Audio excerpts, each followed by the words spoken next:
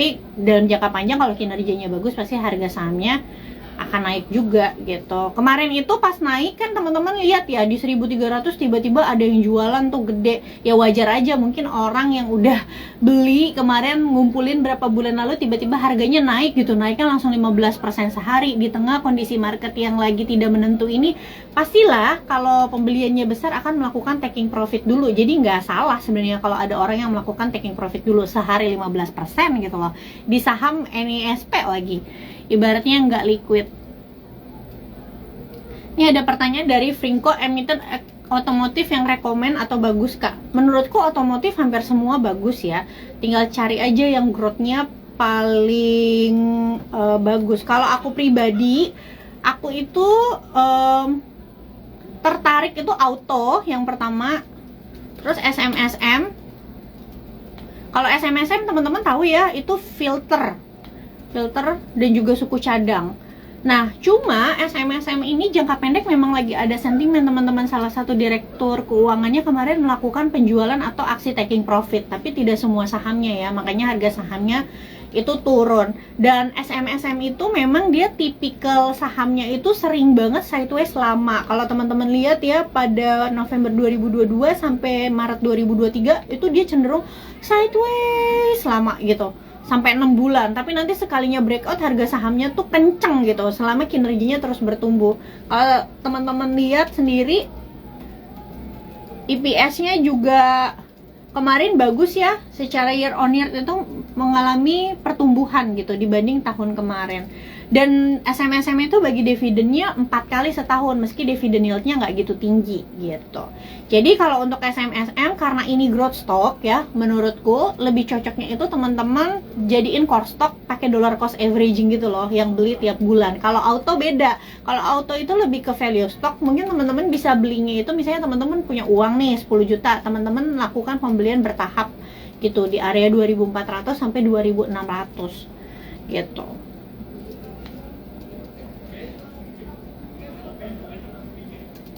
Aduh, kepencet.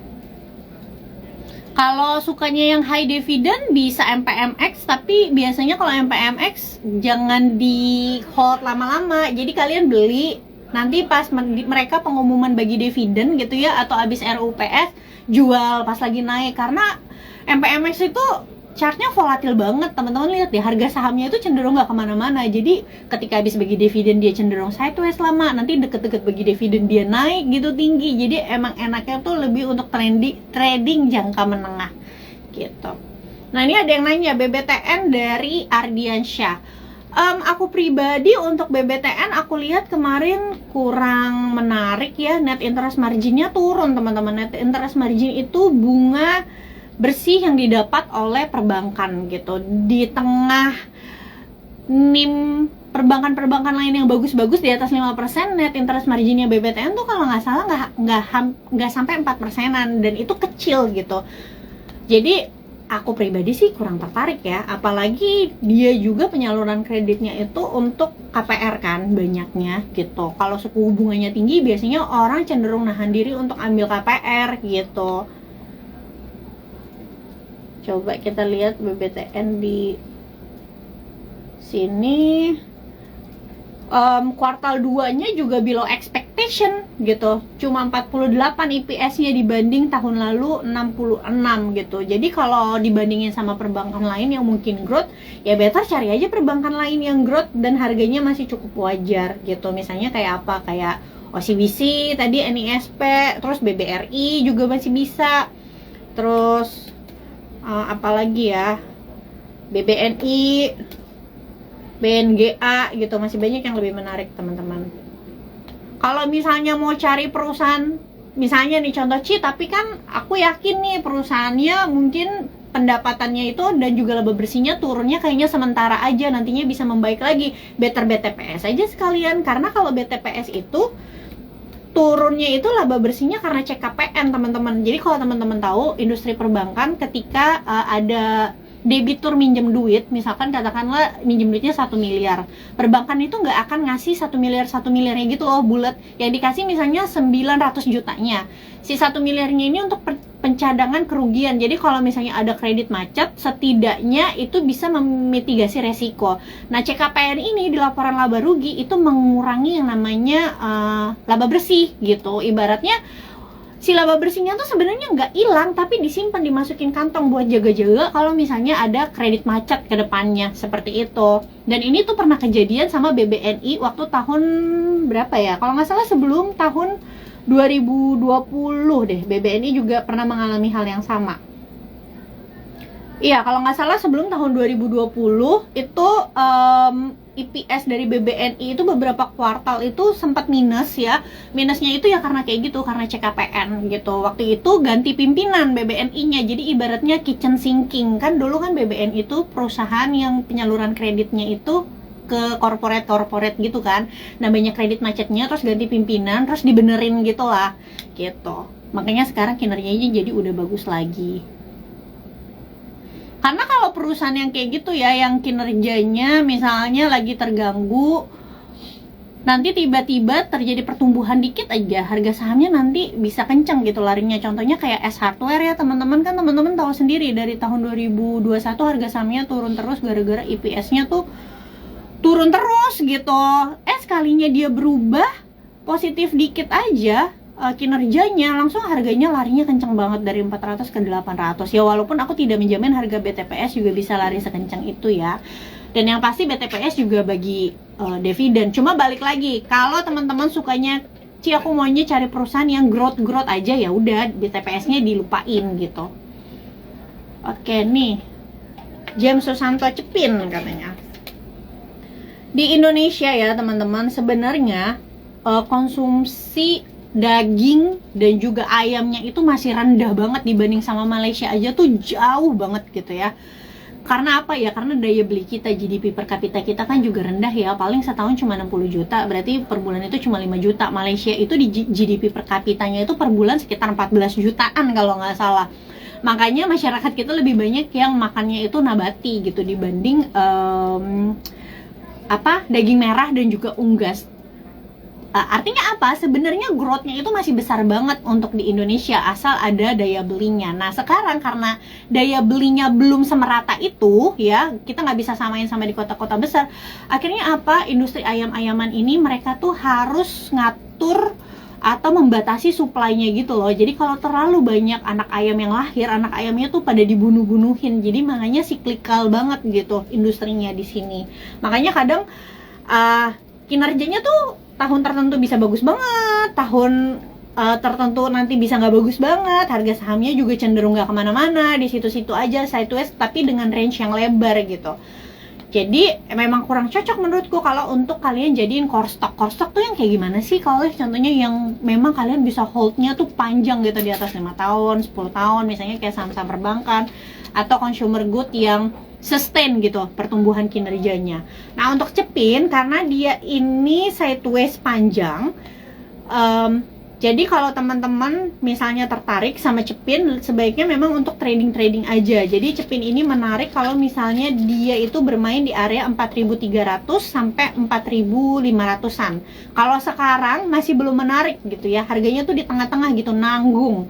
Dan Cepin juga punya tembok besar di area 6.000. Tembok tuh alias resistance ya, resistannya tuh susah banget untuk ditembus. Jadi teman-teman kalau mau treatment Cepin untuk trading jangka menengah aja, di harga 4.300 sampai 4.500 area demand-nya atau supportnya, stop loss di bawah 4.300 dan target price-nya itu di batas resistance-nya di area 5.800 sampai 6.000 rupiah. Itu untuk Cepin.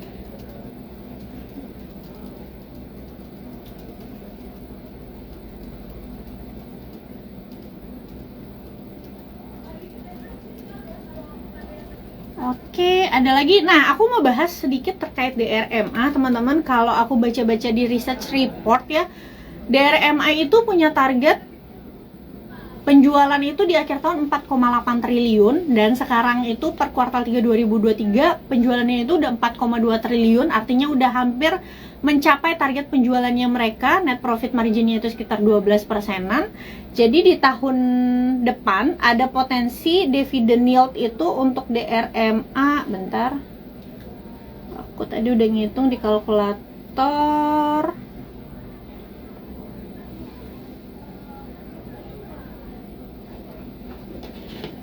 sekitar, bentar ya, aku hitung ulang ya. Kok hilang nih tadi hitungannya DRMA. Ada yang punya DRMA nggak di sini? 147 kali 24%, 1425. Untuk DRMA paling dividen yieldnya di 2,4%-an aja sih teman-teman. Nah kalau misalnya untuk teknikalnya gimana, saat ini memang lagi menguat tapi udah deket-deket area resistance. Mungkin DRMA juga karena naiknya udah cukup banyak ya, dari harga 500 kemarin sempat ke 1700, jadi sebaiknya di tradingin jangka menengah aja dulu. Nah area-area menariknya untuk DRMA itu di sekitar 1200 sampai 1250-an dengan target price 1550 gitu. Jadi untuk sekarang wait and see ya. Batas stop lossnya adalah apabila DRMA turun ke bawah 1200. So dari pandangan aku pribadi, mungkin yang menarik untuk investasi adalah auto dan juga SMSM. MPMX juga boleh kalau suka dividen yield tinggi. DRMA cocok untuk investasi jangka panjang nggak sih? Menurutku cocok ya. Dia pertumbuhannya bagus banget karena memang kalau teman-teman tahu DRMA itu kan dia pegang license eksklusivitas untuk kabel mobil Hyundai yang Starga Z, sama satu lagi itu Hyundai Creta kalau nggak salah. Jadi semua mobil Hyundai Creta dan juga Starga Z itu si kabelnya ini disuplainya sama si DRMA. Nah selain itu di tahun ini ada pabriknya mereka yang akan buka juga kan. Nah itu adalah kerjasama DRMA dengan Daihatsu. Jadi keluaran mobil Daihatsu yang terbaru itu suku cadangnya itu dari DRMA gitu. Ibaratnya kita udah bisa prediksi lah pertumbuhan revenue-nya setiap tahun gitu, predictable. Cuma kalau misalnya mau invest jangka panjang memang harus agak nawar-nawar dikit gitu. Kalau misalnya bisa dapat di bawah 1100 sebenarnya lebih bagus lagi gitu. Karena kalau dilihat juga bentar aku lagi lihat ya.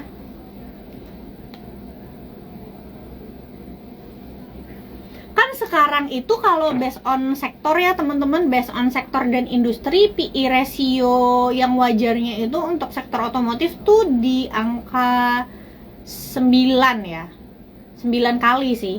Nah DRMA juga sekarang PE-nya 9 kali, jadi sebenarnya nggak murah, ya wajar aja gitu sesuai dengan PE ratio industrinya, valuasinya. SMSM juga nggak murah, PE ratio-nya tuh 11 kali. Jadi ibaratnya dia lebih premium ya dari peers-nya. Yang valuasinya lebih rendah itu sebenarnya auto sama MPMX. Ya, itu di angka PE 7 kalian gitu. PBV-nya juga cukup rendah nih, di bawah 1 PBV-nya dua-duanya nih, baik auto dan juga MPMX. Astra International itu sebenarnya PI-nya rendah 6,7%, tapi sebenarnya rendahnya ini ya tadi balik lagi karena anak usahanya yang sektor batubara itu dan juga alat berat si UNTR-nya itu kinerjanya lagi bagus kan, tahun ini lagi tinggi. Takutnya kalau tahun depan batubaranya turun lagi, kinerja UNTR-nya terpengaruh, pasti akan merubah PI ratio. Kan kalau rumus PI ratio tuh apa teman-teman? Harga dibagi laba bersih kan, gitu. Kalau misalnya laba bersihnya turun, harganya sama, pasti PI-nya akan jadi mahal gitu. Itu kenapa kalau perusahaan laba bersihnya turun, harga sahamnya suka ikut turun. Ya karena kalau dia harga sahamnya tetap, pasti PI-nya akan jadi mahal. Makanya investor cenderung kan forward looking, lihatnya ke depan. Kalau dia ngelihat laba bersih perusahaan itu berpotensi turun, ya pasti mereka akan melakukan penjualan karena di tahun depan valuasinya pasti akan jadi mahal ketika laba bersihnya turun. Karena rumus dari PI itu adalah harga dibagi dengan EPS gitu. Kalau EPS-nya makin tinggi, makin naik, di tahun depan diproyeksikan berarti harga sekarang akan makin murah kan PI-nya gitu.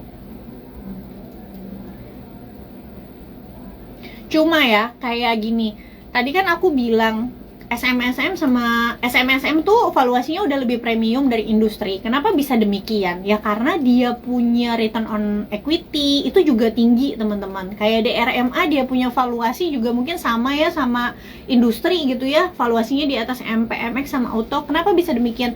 Karena return equity-nya tuh tinggi banget, 36% dibandingin sama return on equity MPMX 10% atau auto 14%. Makin tinggi return on equity perusahaan itu tentunya makin bagus teman-teman gitu. Artinya pengembalian laba bersih, pengembalian laba dibanding ekuitasnya itu pertumbuhannya sangat baik gitu. Coba deh kita lihat gross marginnya ya. Nah, SMSM juga punya gross profit margin itu lebih tebal dibanding peers lainnya gitu. Gross profit marginnya tuh 34%, net profit marginnya itu 20%. Yang lainnya tuh paling net profit margin itu cuma 11%, 10%. MPMX bahkan net profit margin tuh cuma 4,6%. Maksud dari gross profit margin dan net profit margin tuh gimana sih? Jadi kalau gross profit margin ya teman-teman, misalnya nih si SMSM jualan filter air, harganya katakanlah 1 juta. Gross profit margin 34%, artinya laba kotornya dia itu sekitar 340.000. Jadi ya 760 ribunya itu bahan baku gitu kan, untuk pengeluaran bahan baku atau beban pokok penjualan. Laba kotornya dia 340.000 per satu filter. Nah, nanti baru dibagi untuk biaya operasional lain-lain, terus juga bayar hutang kalau misalnya ada cicilan hutang. Nah, sisa-sisa 20% nih si net profit marginnya atau laba bersihnya. Artinya apa? Laba operasionalnya tuh cuma makan 14% dari total revenue-nya dia. Means itu efisien banget gitu. Jadi kalau net profit margin 20%, dia jualan filter harga 1 juta, berarti laba bersih yang dia dapat per satu filter itu sekitar 200.000 gitu ya, cara berpikirnya. Nah, kalau auto nih, misalnya dia jualan suku cadang, net profit marginnya 10%, artinya misalnya satu suku cadang itu harganya 1 juta, berarti laba bersihnya dia itu cuma 1 juta. Ngerti kan?